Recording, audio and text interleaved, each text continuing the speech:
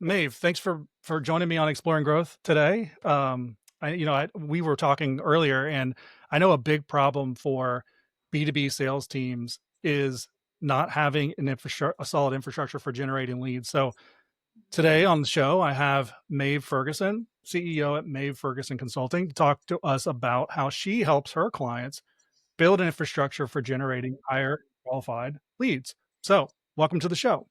Thank you so much for having me. I'm really excited to dive into this conversation and unpack this absolute machine that your founders can build for their own companies. Yeah. This is a huge problem for B2B companies. I mean, in one shape or another, they're always thinking about how to generate leads, how to generate better, higher quality leads and all of this. And they actually have a lot of what I found, they have a lot of assets, they have a lot of content, they have, they're doing a lot of the right things, but they end up just sort of fumbling through it. And sales and marketing are usually not aligned, and so they have sort of that infighting that's happening, and marketing is doing their best to promote everything that the company's doing from a brand standpoint and messaging.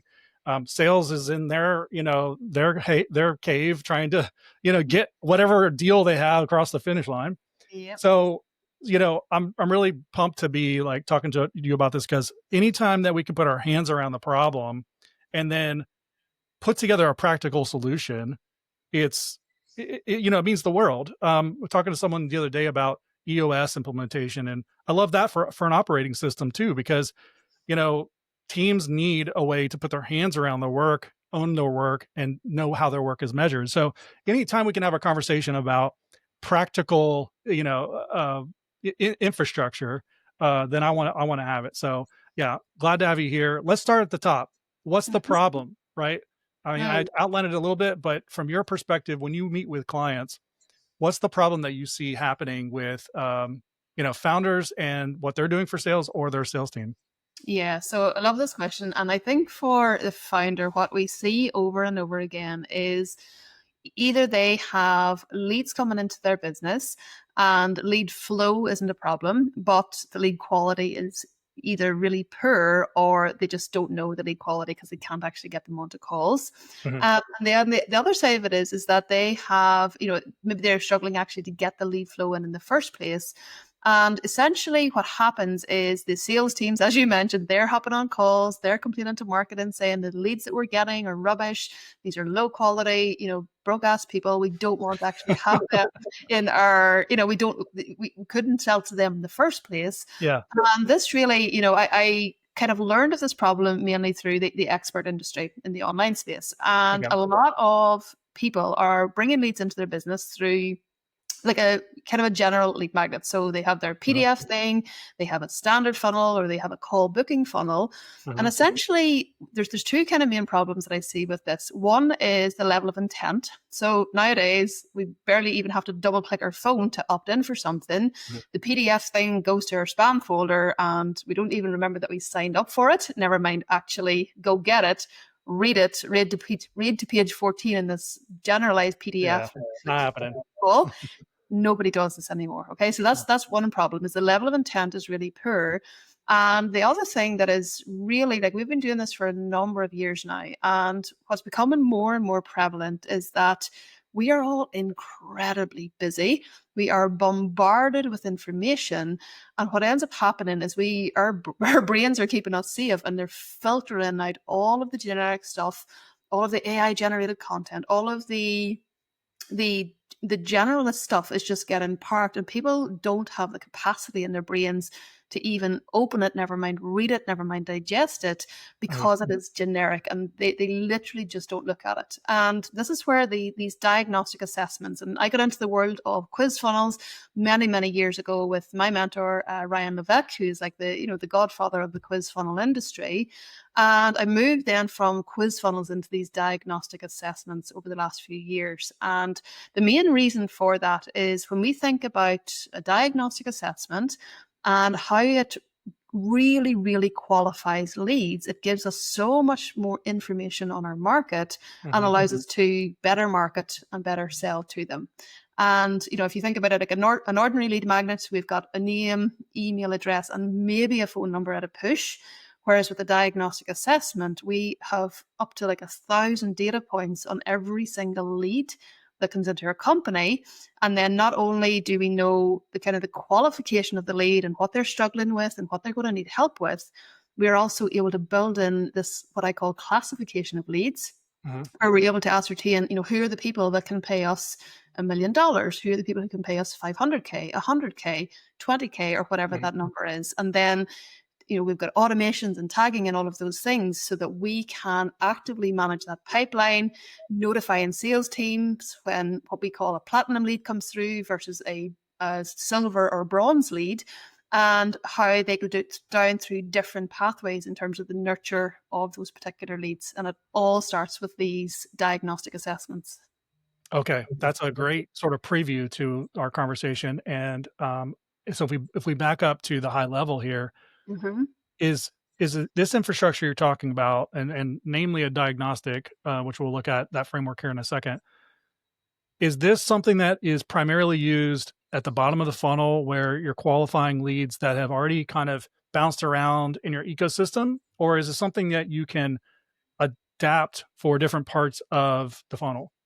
Yeah, so brilliant question. So primarily the use is top of funnel. Okay, so we're bringing in I always like to think of traffic in three terms. We've got our organic traffic, Mhm, we have scalable organic traffic, which is exactly what I'm doing right now, where mhm, we're, it's organic, but we're, getting out in front of many people, podcast mhm, guesting, speaking on stage.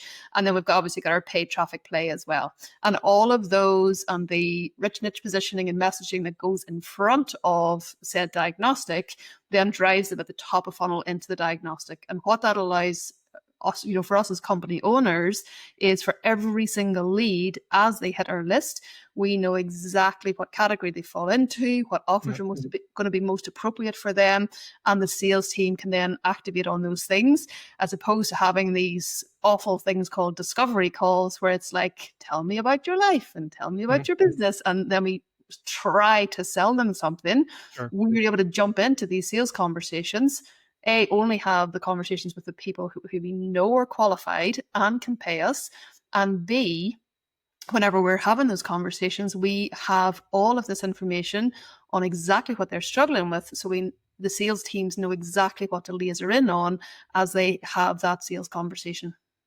So most sales teams are using, whether they call it this or not, a consultative selling approach. And if they're not, that's probably why they're losing because I mean the old sales way just doesn't work anymore. You have to show up, and usually in the B2B setting, you have to show up multiple times over a few different touch points to really understand their needs, so you can tailor your solution to their needs. And sometimes that's true in the case of lots of B2B categories. Are you basically saying you're taking the consultative approach and putting it out top of the funnel, and you're putting that approach out before you even get to um, expertise or insights or industry knowledge or SME knowledge or content? Are you just basically taking that same approach but putting it way at the top of the funnel and saying, hey, we want to ask you some questions with low friction so Mhm. that we can sort you into the right journey? Yeah, absolutely. So how I see it is that it collapses all of that time and just compresses it down into, 5, 6, 7 minute diagnostic. Mhm, The difference for the user is the level of intent that we talked about earlier. So they mhm, spend 5 or 6 or 7 minutes with you. The the questions that they are being asked allows them to realize, oh my goodness, this person actually gets what I'm going through. mhm, And then what ends up happening is because of how these diagnostics are built, the copy that one person sees that struggles with thing A is completely different to the copy that somebody sees when they struggle with thing B, thing C, etc. And the mhm. copy is also tailored to match the level of offers that they can afford to invest in. So it's all of this is automated, and it, again, you talked about kind of the pipeline that people go down afterwards. Mhm, This compresses all of that entire process into the infrastructure. But then obviously, somebody might take your diagnostic and then they're hopping on a call and they're not taking action, there and then. All of those follow-up sequences and follow-up nurture are exactly that. They are bespoke to the exact responses that they gave them in the diagnostic. And then once again, I think this is what really, really sets the thing apart is the level of personalization. So you're landing on a results page, they're actually talking about exactly what you're struggling with. There's no talk about things that you're absolutely fine in. You're doing really, really well. All of your follow-up sequences are personalized to the exact answers that you gave. It doesn't feel like a band-aid, I'm just going to pretend my solution solves everybody's problems. And I think it's really, really important, especially nowadays where this like individual approach to everybody is starting to really, really matter, because there's so much noise out there that when something stands out from the crowd, when something is personal, even though it is automated infrastructure, it is completely personalized to what they just told us. Okay. That's powerful. I think I'm getting there. I think I'm understanding what you're saying. Could you give us an example of how this plays out, just to illustrate the point, of what does this look like with a company using this in this way? And then Yes. I'd like to kind of get it more deep into your actual diagnostic and talk through the different components of it. Yeah, absolutely. So if you think about it, so I always begin with the end in mind, okay? So Uh-huh. we think about like what offers are we selling and what are the price points of what we're selling. So that's always the first thing. That's whenever we start to build a diagnostic, where are we pointing people? Because we don't want, I always use this example and it's extreme, but we don't want to build a diagnostic that is all about synchronized swimming. And then they get to the end and it's like, do you want to buy my gardening offer? And people are like, no, why would I? We have to have that funnel congruence. And to Mhm. have that funnel congruence, it all begins with the end in mind. So that's kind of the first thing. And then what we would do is look at, if, say, for example, this person is a service provider, and they then look at these offers and the different price points, and they say, like, right, what are we actually helping people with inside of said service? So let's call it service A, service B, service C, and service Uh-huh. D. So then what we would do is like, right, that's what I would call the categories. Then inside of service A, for example, let's really think about what are the topics, what are the subcategories, what are the things that go into service A as it relates to the outcome that the ideal client wants. Okay. So Uh-huh. then what that allows us to do is then create the questions that go into the diagnostic, that when they answer the question in a certain way, it means they're going to be given like a score or a percentage or a label or a type that indicates this is where you are with this particular topic. Okay, but because this is built like as an infrastructure, we are end up then able to we're able to give them a here's where you're at, kind of a label or a number for each of these topics, and then we're able to either route them through and say, A, B, and C is fine, but over here, D, this is where you're really struggling. Okay. Or vice versa. Or we're able to say, we're really able to zone in on here's your first thing to fix. Don't put the cart before the horse. We fix this first, then we need to fix that, and then we need to fix that. Uh-huh. And because it's that level of clarity and that level of understanding, and it's related to the offers that we have built this assessment from, the logical and only next step then is to work with you to solve the problem that they have just identified. And then where the superpower comes in is this lead classification piece, where all leads are not created equal, as we all know. Okay, so let's pretend there's like 100 people, and service A is going to be the perfect solution for them. Okay, this is what the diagnostic identifies. Then what happens is within those 100 people, there are going to be a percentage of people who live in their car, can't afford to pay us anything. There's going to be a percentage of people who can afford our $100,000 thing. Okay, and then whenever we build in the lead classification, it means then we can reroute people to see different offers for service A, depending on how much they're able to invest to solve said problem. Sure. Okay. So for us, for example, it's like if they become like what's tagged as a platinum lead, we are rerouting them to our in-person offer.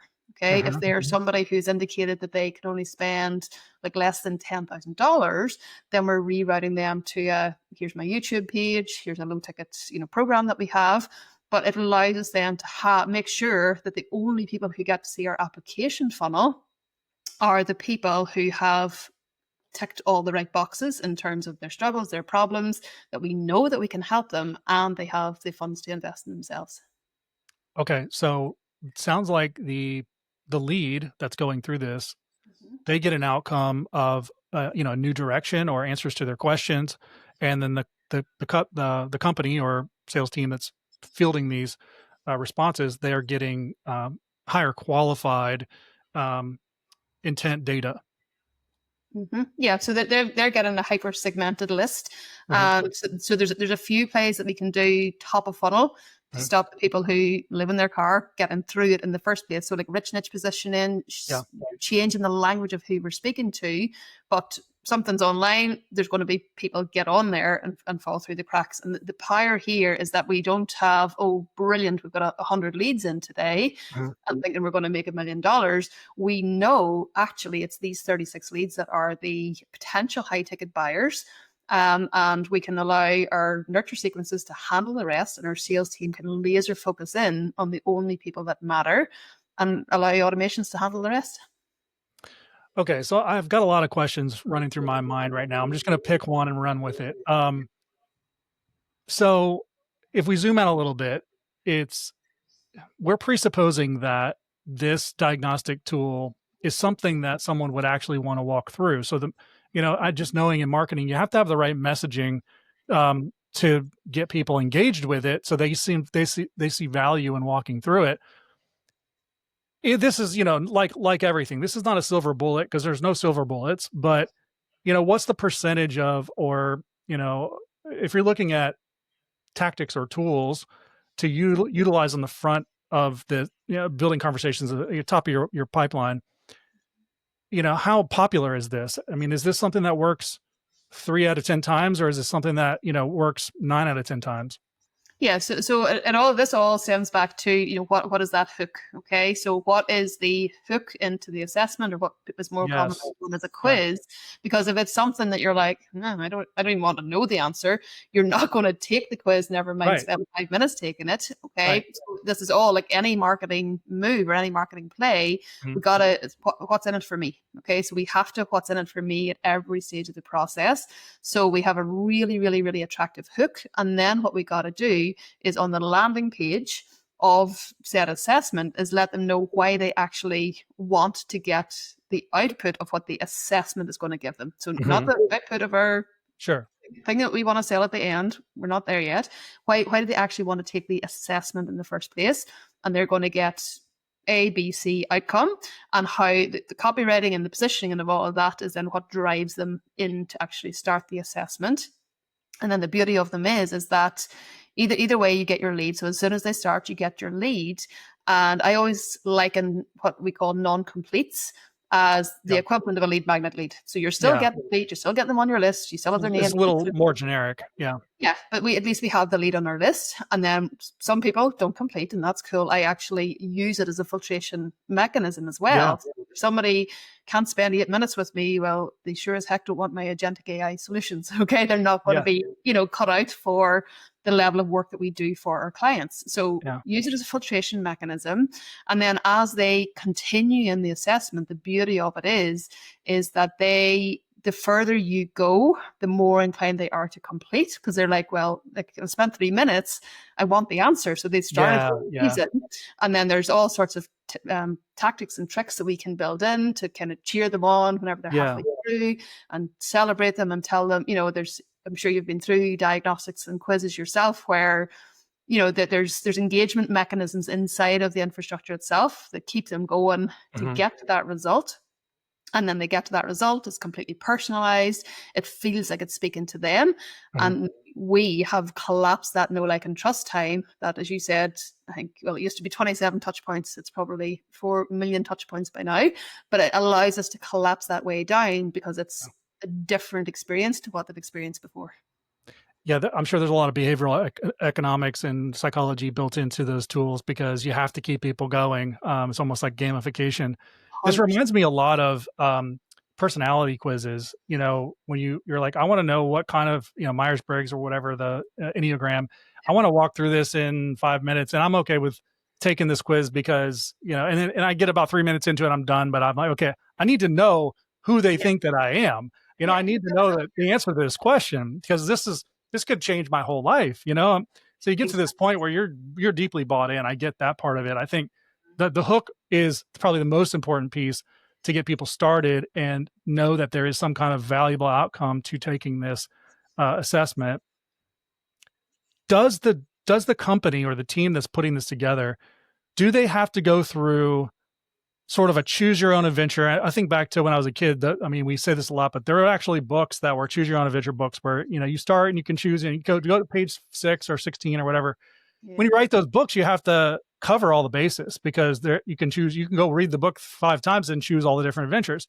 Mhm. So, like that, does a team have to sort of build out the offers or lead magnets or workflows to every possible scenario before they can launch it? Or how does that all work?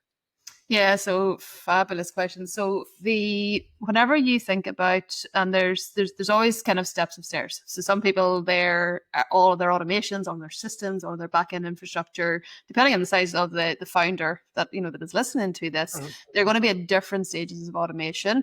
But I'm a big believer that everything is evolving, changing. Like even if you see what we're doing now versus even 6 months ago, Mhm. things are just rapidly changing. So there's always going to be a portion of things evolving and changing and tweaking over time. But it's very important, as you said earlier, there is no such thing as a silver bullet. I Mhm. am, the thing that drives me crazy in this world is like you're one funnel away, or push this button and you're going to be a millionaire by Friday. And it, it Yeah. doesn't it doesn't work like that. There are Right. so many considerations, from traffic quality to positioning to messaging to the quality of your offers, client delivery, testimonials, all of those things, so that there is no one hit wonder. But what allows us to kind of really get started with this is, A, have we got a proven offer? B, do we have a sales mechanism to sell said offer? Okay, so if you've got a $100,000 thing, you're not going to have a click and buy sales page for the most part. If you're bringing people in on a lower ticket end, so once that sales mechanism is in place, that sales mechanism then just gets hooked to your diagnostic on the back end. So, say Okay. for us, for example, we have an application funnel with a call booking at the back of the application, and essentially the diagnostics are just hooked up to that application. So not only are we getting all the data, we're then driving people straight into application and then conversion into our different done for you services. Okay. So you're really thinking about the current, solid sales process or pipeline that you have in place, and then you're thinking about the hook on the very front end and trying to piece those two together Mhm. so that you have the proper steps so that when they reach your process, it's not stark. Yeah, exactly. So the category creation, the subcategory creation, the question creation Uh-huh. is super super critical, because if we lose that thread and we lose that through line halfway through, they're going to get to the end, even if they complete, and they're like, I don't want that. This is Yeah. not my problem. So we got to make sure that how we actually craft these diagnostics is completely based on the different offers that we have. And then just to kind of put a final line through what you just mentioned, often people are creating new offers. Okay, so let's pretend I've got my diagnostic, it's running, and then I'm creating this brand new thing that's only appropriate for a certain audience that may go through this assessment. What you can do then is actually add in, even if it needs an extra question, or you're able to add in a new offer and show it only to these people but not these people. All of those things can change over time. Huh. Okay, so you can continually evolve and change this machine and grow this machine, and that's basically it's inside infrastructure, so it's easily changeable and editable if your business changes over time, Yeah. and that allows us then to be fluid. If we don't have all options, all automated and all perfect, it allows us to layer these things in over time. So are you building one of these and Mhm. connecting all the things to it, or are you building multiple of these? Yeah, one. Okay. And then how long does it take to build one of these? Because it sounds like a pretty big scope. Yeah, so it's pretty big scope. So it depends on the size of the company, really, and it depends on their service offerings. Service offerings. It Mhm. depends on the complexity of their methodology and essentially how deep they want to go. So you mentioned earlier, the likes of the Myers Briggs. So like we actually are the people that build those levels of thought leadership assessments. Okay, so Uh-huh. we built the unicorn leadership type assessment for Gen Chem. Like it's an Enneagram level machine. Yeah. Okay, that's at one complete end of the spectrum. And then the simpler version is like a score-based diagnostic. And this is where you maybe have 4 or 5 pillars in your service offering or in your framework or your business model Hmm. that you then we build off the back of that framework, do all the statistical modeling and score-based assessment, etc. That's probably a better use case for that. So, and then on the other end of the spectrum, we have what people would commonly know as a quiz funnel, which is, a 7, 8 question, fun, quick, easy, qualified lead generator. And there's 3 different use cases, and one isn't better than the other. They're just used in different scenarios. So from a timeline perspective, quizzes are on the shorter end of the spectrum. Thought leadership diagnostics, where there's these, the strength finders and the discs of this world are much longer because the complexity of the statistical modeling in the back end is hyper complex. So anywhere kind of in that normally kind of 2 to 3 month range is kind of normal for a score-based diagnostic. It sounds like this will be a really good asset for a company that is struggling to get market share in an oversaturated market where, there's a lot of there are maybe uniquenesses that they offer about their product or service that they can't get out to the market because it's so noisy. And if they could reverse that thinking about spewing, new points about what they do and start with the questions, then that creates a new unique path to what they do and Yeah, and therefore a picture of their brand. exactly. And it makes you stand out from the crowd because not many of your competitors are doing it. And then the beauty of it is the positioning of your shiny new thing that nobody else does. Whenever we're jumping up and down and screaming at people to, like, please pay attention to me, everybody is so overwhelmed these days. But whenever it's positioned to you on a results page that's using your first name and it's talking about the exact things that you just talked about, what you're struggling, and this new methodology that solves it in a brand new and unique way, Mhm. that captures attention, whereas jumping up and down top of funnel just doesn't work anymore. Yeah. Okay. So this last piece, what I'd like for you to do is kind of just walk through the different components of Mm-hmm. what you call your client engine, Mm-hmm. diagnostic tool framework, and lay out the different components, and kind of how they fit in. Yeah, absolutely. So essentially in the client engine, the one big piece is what I call authority assets. And this is essentially the build of your diagnostic assessment that positions you as the only choice in your market. Mhm. And how that process works is essentially it starts with IP extraction. What I mean by that is we talk through first of all, what are your offers, like we talked about earlier, but then how do you actually solve problems for your people? What problems are you even solving in the first place? How do you solve those problems? What frameworks do we have? What models do we have? And even if they haven't formalized these frameworks or given them fancy names, they still have a process that they go through to get their client from A to B. So all of that kind of first piece is extracting all of that information. And then, for some people, that's like swirly thoughts. For other people, this is like already concrete. And then what we do is actually turn that into, okay, what are the big overarching categories that we help people with? Okay, so in our world, for example, leads is a category, offers is a category, sales is a category, team, process, system, all of those types of things. Mhm. Okay, so that's kind of the overarching category based stuff. Then we want to zoom into each category and say, okay, inside of offers, for example, we have mindset stuff going on. We have pricing stuff going on. We have message to market match stuff going on. Okay, so we really start to dig down into what are the topics that essentially matter. Always remembering as it relates to what we actually solve for people. That we could, whenever they get a result or a label against that topic, they're going to be like, oh my goodness, this is so scary. This is so accurate, so true. It's like whenever I went through Enneagram and you're like, oh, this is creepy. How do they know me this well? That's the feeling that you get. Okay.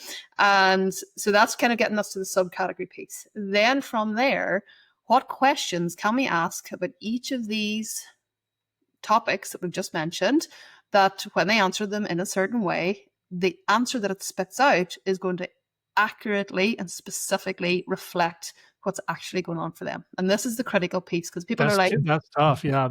this is a critical piece, because a lot of people are like, oh yeah, I tried a quiz, and it's some sort of type form, and you're like, oh my lord, this is not a Yeah. quiz.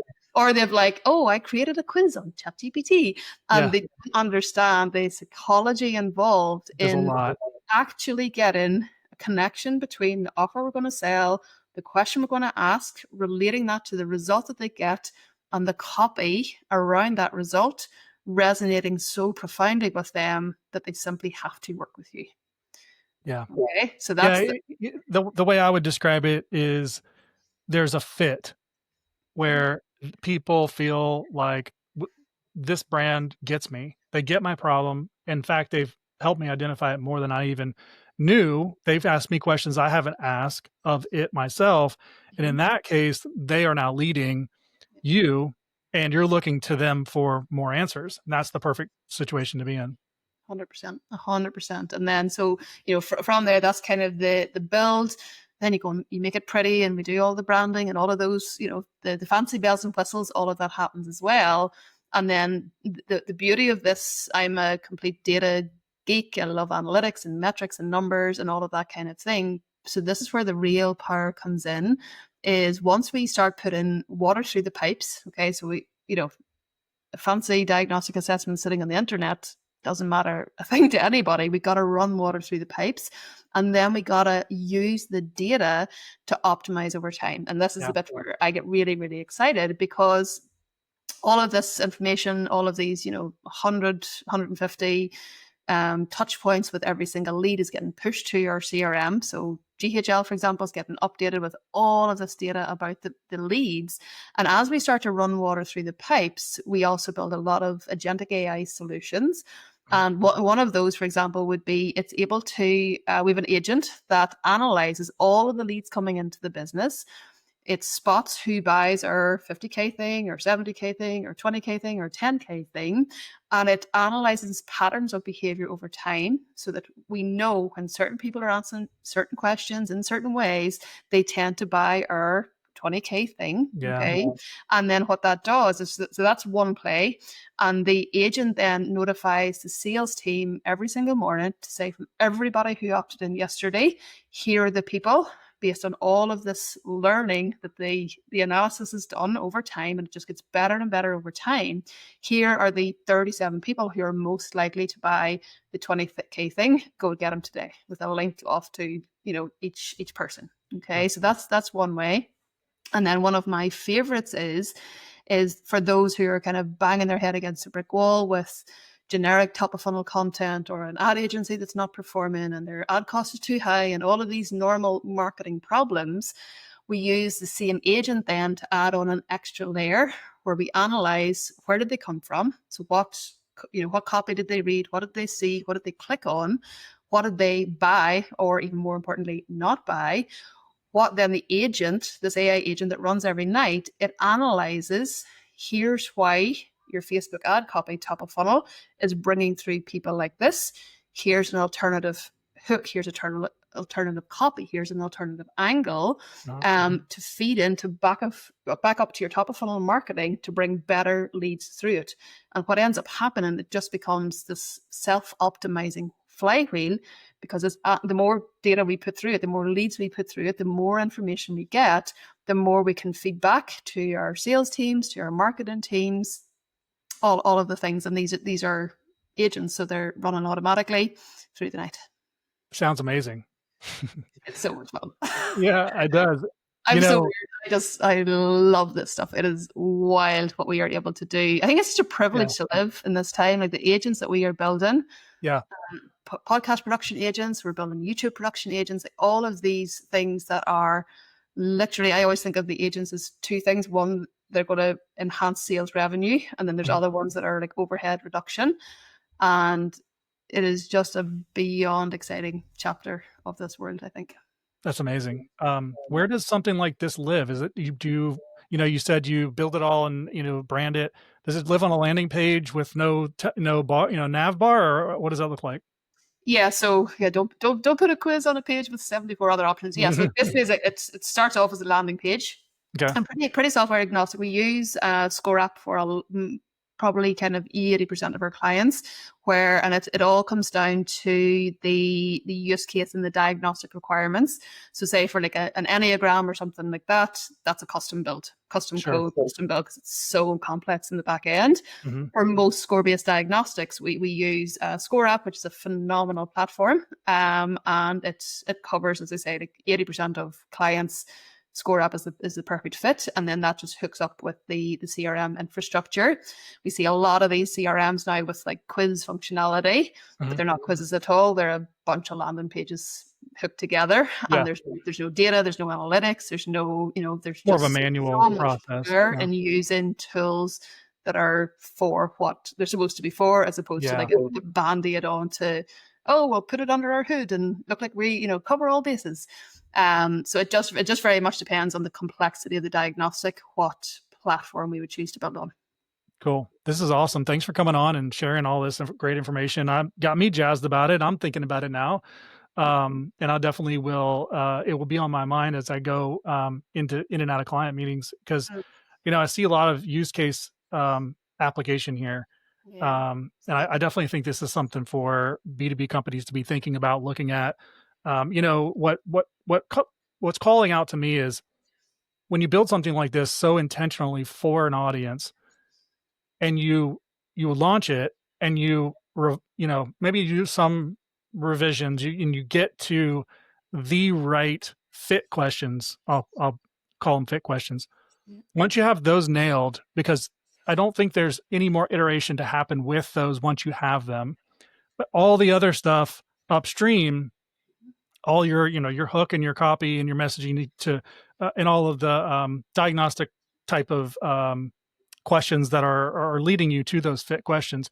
Obviously, there's some iteration that can happen through those workflows, and then afterwards. But once you get those fit questions, inside of those fit questions, you have a major asset in your company. I mean, knowing the right three questions to ask your target audience, and it will, blow their mind in terms of levels of what it does to their, when they're trying to answer that, it makes them think, I hadn't thought of that. How did you know that about my business?